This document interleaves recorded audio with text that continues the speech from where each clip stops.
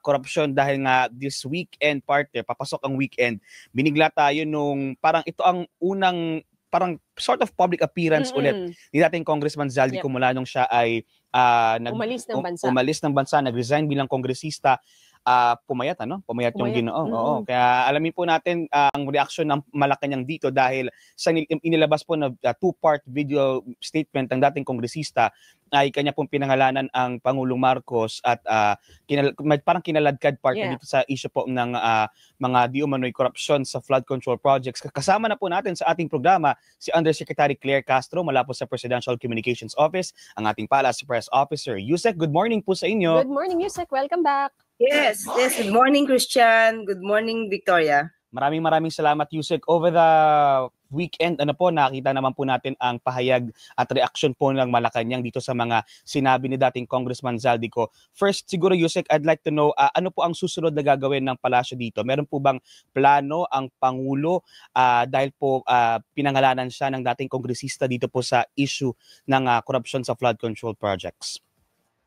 Well, ang gagawin, di sampahan dapat na sampahan ng kaso. Pero para i-single out siya dahil nagsalita siya laban sa Pangulo, hindi naman ganoon ang Pangulo eh. Kung ano yung sinasabi ng batas, doon lang siya. At umaga hindi siya vengatibo. Hindi siya, ikaw, kasi nagsalita ka laban sa akin, ito gagawin sa'yo. Hindi ganoon kasi yung Pangulo eh. Siguro ibahin natin siya. Ibahin natin ang Pangulo Marcos Jr. sa mga nakaraang administrasyon. Kumbaga parang open po ang presidente na makatanggap ng mga kritisismo at akusasyon pero hindi naman po para personalin niya at gantihan. Kasi kung ano lang yung sinasabi ng batas, kung ikaw ang tinuturo ng ebidensya para makasuhan ka, dun lang. Di ba sabi nga ng Pangulo, hindi ang pahisapan ng kaso, hindi pa ang optics lang. Kailangan talaga ng ebidensya para hindi masayang yung effort kung sasampahan mo siya ng kaso. Masisiguro na mapapanagot siya. Kasi kung magsasampa ka lang ng randomly dahil nagalit ka sa kanya, tapos wala palang ebidensya, di sasayang yung effort. Apo, nabanggit po ng palasyo na parang ang daming inconsistencies, hindi po pagtutugma doon sa mga binanggit ni dating Congressman Zaldico. Ilatag nga natin, Yusek, ano po ba yung mga nakita po ninyo na mga inconsistencies doon sa mga binanggit po ng dating kongresista? Unang-una kasi, di ba, Christian and Victoria, ang sinasabi niya is pinakiusapan pa siya, inutusan siya or sinabihan siya ng Secretary Mina ng DBM na ito ilagay mong insertions. Samantalang may power ang ehekutibo sa pamamagitan ng pag-propose ng budget na ilagay na yung gusto nila. Bakit ikaw pa ang uutusan na ilagay mo to insertions na to? Pangalawa, sabi niya may insertions of 100 billion pesos. Samantalang ang Pangulo nag-veto pa ng line items na ang halaga is 194 billion pesos. Kung gusto niya magkaroon ng insertions ng 100 billion pesos, bakit niya patatanggalin yung 194 billion pesos? Di ba parang taliwas? Mas malaki pa yung tinanggal ng Pangulo at vinito doon sa 2025 na budget kaysa doon sinasabing i-insertion ng 100 billion. Saka, walang kapangyarihan ang Pangulo pagdating na sa BICAM conference, hindi niya yung trabaho. Hindi niya yung mandato. Meron pa. Pinakita niya yung mga maleta sa video 2. Kayo mismo, mag-observe kayo anong nilalaman ng maleta rin. Unang-una, maleta lang siya. Maleta lang siya. Wala anong pinakita. Pangalawa, i-assume natin na maletang pinadala yan. Sabi niya, doon sa caption doon sa maleta, may 2025, may 2024. Una, sa video 1 niyan, sabi niya, ang pinag-usapan nila dito tungkol doon sa 2025 budget. Right? So, paano daw silang makakapag-deliver, tao daw niya, wala pa siyang personal knowledge doon. Yung mga tao niya makakapag-deliver without any specific na lugar, yung maleta na yun, kung saan.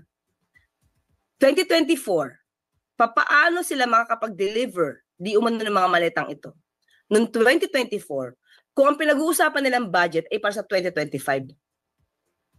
So saan kukunin yung pondo na yon kung ang pinag-uusapan dito ay para sa 2025 budget pero nakapag-deliver agad sila ng 2024? May petsa January, May, June, August, October, November.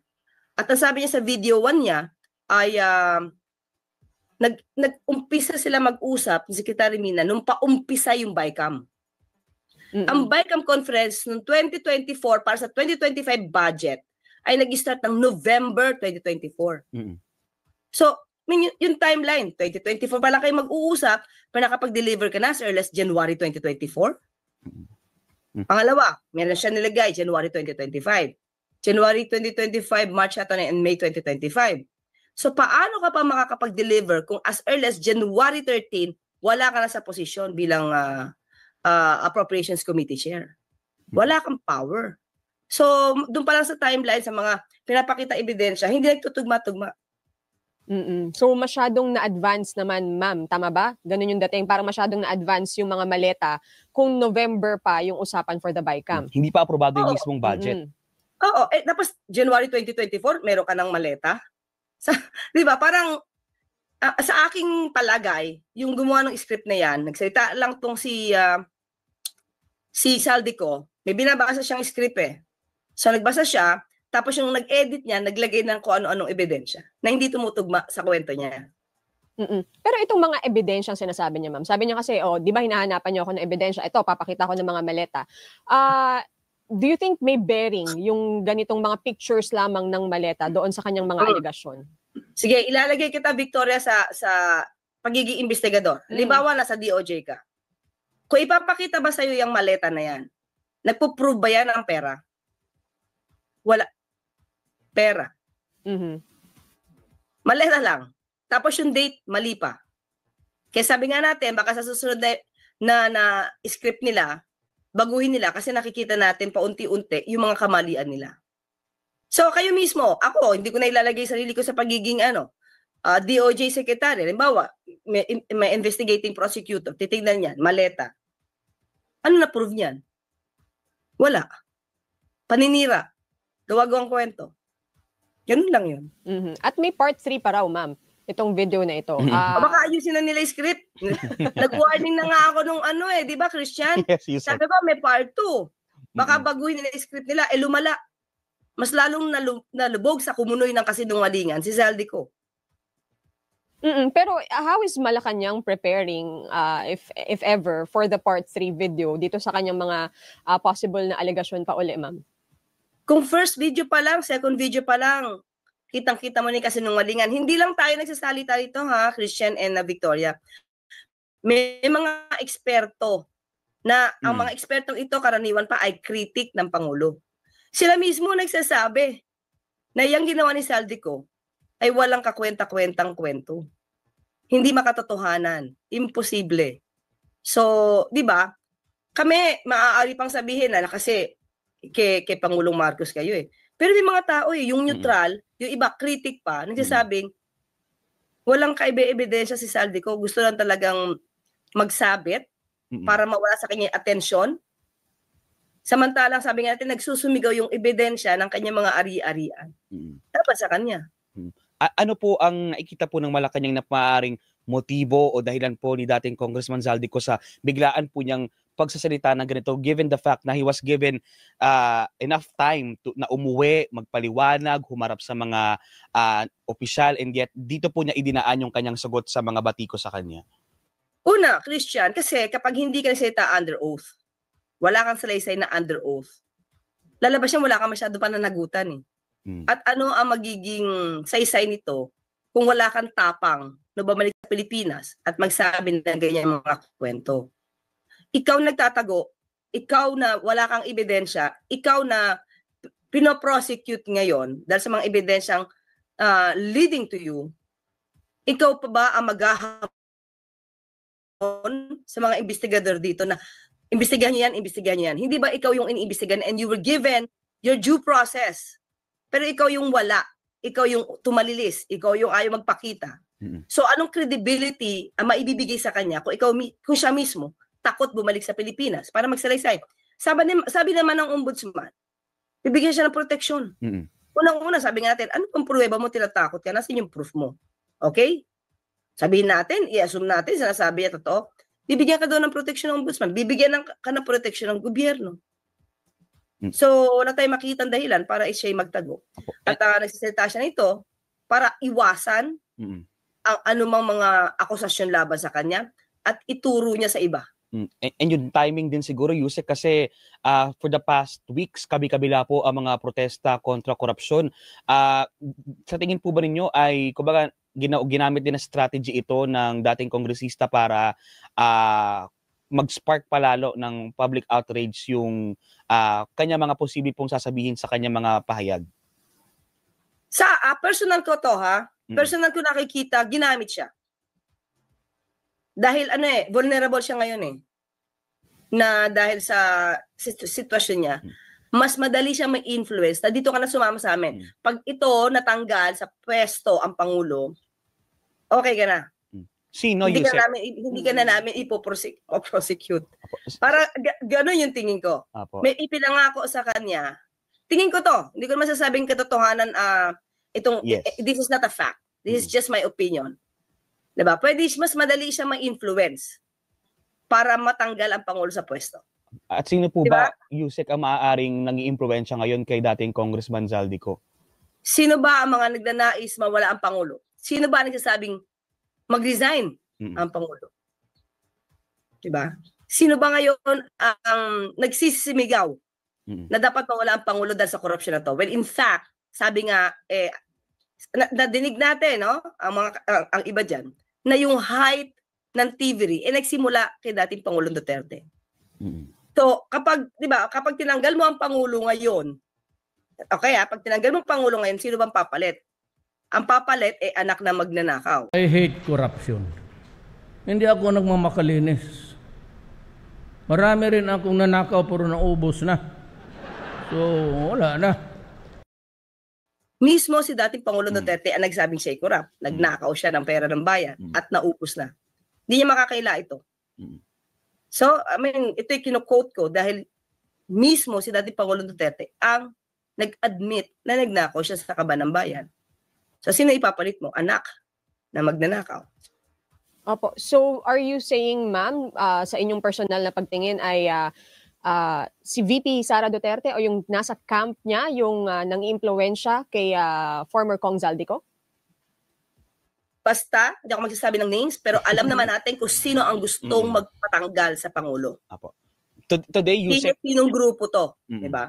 Today, Yusek, merong panibagong nakaschedule na mga protests, ang INC meron pong protest. Kamusta naman po ang paghahanda po ng Malacanang sa posible pong yung maulit po yung nangyari noong September 21 na baka po may mga sumugod po ulit na mga magpoprotesta at manawagan po ng accountability? Yun nangyari sa September 21 ay isang malaking aral na rin sa lahat, hindi lang sa gobyerno, na sana hindi magamit yung mga lehitimo na adhikain, no? Yung lehitimong pananaw or pagtawag ng mga grupo laban sa korupsyon. Huwag sana silang maggamit ng mga team itim, yung mga miyembro na gusto maghasik ng lagim. So with that, syempre mas dapat nabantayan ang seguridad. Kasi hindi lang naman gobyerno maapektuhan ito Ibang mga kababayan natin, remember may nagsunog pa sa Sogo. May mga dinadamay sila na parang hindi ko nadinig ang mga team itim na nag-condemn ng ginawa na to. Diba? Sila mismo sumisira sa gobyerno. Sila mismo nakakaapekto sa ekonomiya. And I think yun ang gusto nila kasi para masira ang Pangulo.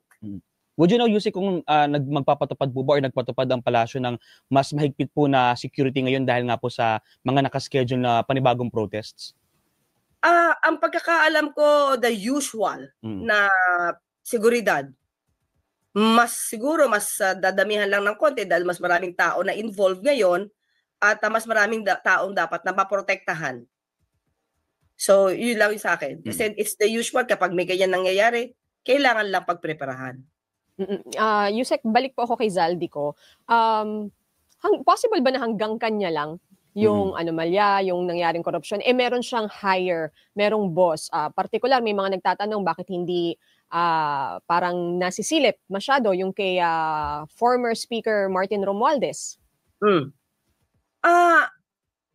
Depende kasi yan sa magiging witness Kung tatay yung witness, si Zaldico laban kay Speaker Romualdez, yun nga, umuwi na siya, gumawa siya ng salaysay, under oath. Kung gusto niya mapanagot itong mga taong ito. Paano pa mapapanagot? Kung halimbawa, ito legal na pinag-uusapan na dito, procedure. Yung tao na nandiyan, hindi under oath, nag-video lang. Tapos, kung sino man yung taong kanyang binanggit, masasampahan agad yun ang kaso. Kung hindi tatayo sa korte yung sinasabi niya. At paano mo ito mapapunta sa korte, halimbawa mang nasampay yung kaso, paano mo yan mapapapunta sa korte para mag-testify? O di mas lalabnaw din yung kaso kasi wala yung tao nagtuturo. At yung nagtuturo, duwag. Paano yun? Yun lang yun eh. Hindi pwede sabihin na, ay tinuro na ni Zaldico si ganyan, si ABCD. So, paano yan tatayo sa korte kung siya mismo hindi nagpapakita sa Pilipinas? At meron bang nadudulot na damage, ma'am, sa stability ng pamahalaan, sa imahe ng Pangulo, itong mga ganitong pahayag from Zaldico? Marami silang gustong gumiba sa imahe ng Pangulo. Of course, nakaka-apekto to. Bakit? May mga taong, pag yan na nadinig, hindi na sila mag-iisip kung ano yung mali ba to, tama ba to, credible ba to. Basta madinig nila, maaari sila maniwala. May mga blind followers na kahit alam na ito ay inisa-isa mo na yung inconsistencies, wala pa rin. At i-spread pa rin nila yan sa mga taong inosente. Yung masabihan lang, oo na. So, nakaka-apekto siya. Nakaka-apekto rin ito sa ekonomiya. Diba? At yun nga yung gusto nila. Instead na tumulong para iangat ang bansa, pinapalubog nila dahil gusto nila, sila ang pumwesto. So, nababahala po ba, ma'am, ang Pangulo dito sa mga ganitong pahayag? Lalo na't may mga ganyang klase ng epekto. Kaninong pahayag? Kay Zaldico? Kay Zaldico, sa iba mga mamatikos? Hindi. Kasi alam ng Pangulo na ang daming inconsistencies na sabi ni Zaldico at walang katotohanan yun. Kaya nga siya natanggal Diba? Kaya nga siya tinanggal. Dahil dito hindi na nakilala ng Pangulo yung budget na kanilang pinropose. Diba? The following year, wala na siya. Dineclare na vacant yung kanyang position. So doon pa ba magagalit ang tao? Mismo ang Pangulo ang pumigil sa kung anong ginagawa ni Zaldico.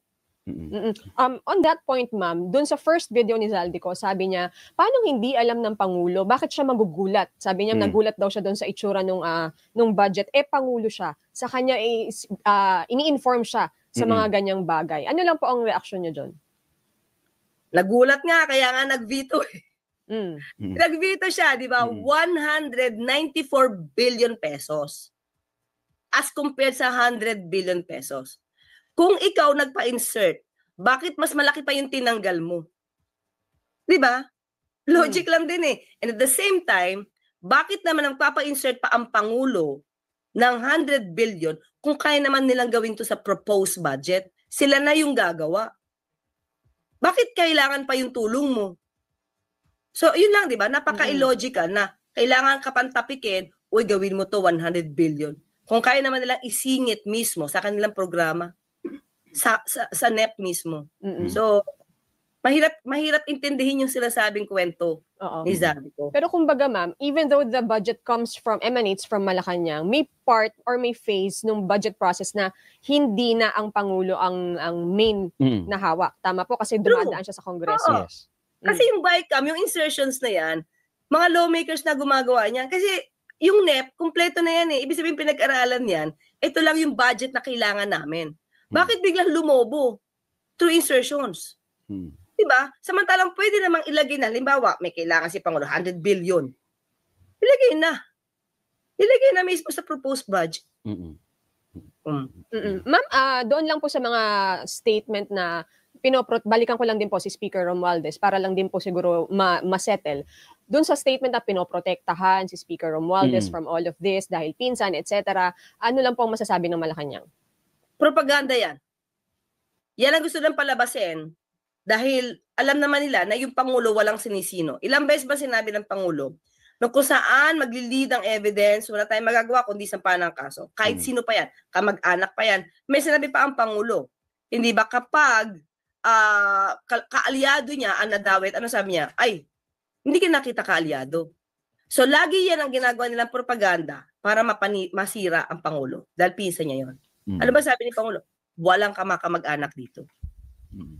Last point na lang siguro, Yusek, di ba nung Huwebes humarap po ang Pangulo at sinabi niya na walang magme-Merry Christmas at inassure niya na bago magpasko ay maaaring makulong na po yung mga kailangan panagutin. Sa tingin po niyo saan nanggagaling yung kumpiyansa ng Pangulo na before the year ends, before the Christmas, meron tayong makikitang nakakulong na mga dawit po sa issue ng flood control scandal? Unang-una nagsampa ng kaso si Sec Vince. DPWH siya. So nagre-report niya sa Pangulo. So ano nakita niya? Unang-una, sabi nga natin, Christian and Victoria, pag yung proyekto, ghost project, ano ba bang kailangan mong patunayan doon? Papatunayan mo na lang naman kung sino ang gumawa dito. Sino ang proponent dito. Sino ang mga taong involved dito sa ghost project na yan. Di mo na yung kailangang i-inspect kasi wala eh. So doon pa lang alam mo na may makakasuhan.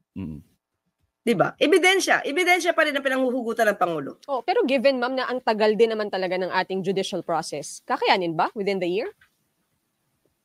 Okay, pag sinampato ng kaso, di natin alam kung malversation of public funds, plunder. So kung itong makakaso, magiging makukonsider na heinous crime. Ang penalty is let's say reclusion perpetua.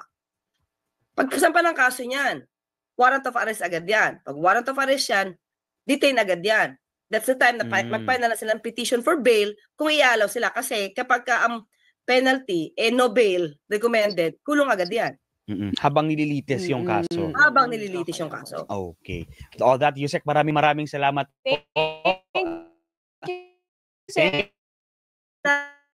Christian Yusol. Christian and Victoria. Okay, salamat sa inyo. Thank you, Yusek. Have a good Sunday. Let's pray. Undersecretary Claire Castro mula po sa Presidential Communications Office.